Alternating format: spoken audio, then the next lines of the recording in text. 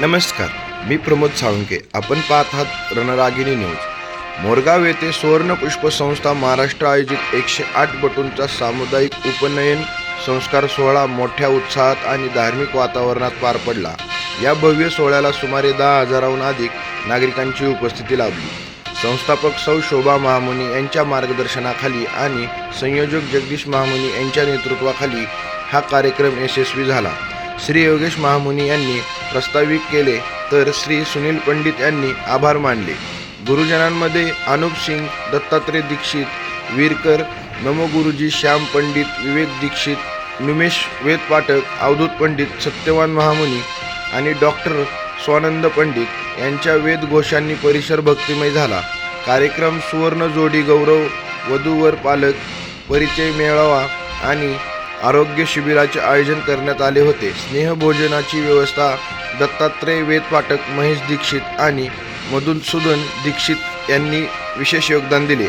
हजारो स्वयंसेवकाच्या सहकार्याने हा संस्कारमय सोहळा दिमाखात संपन्न झाला.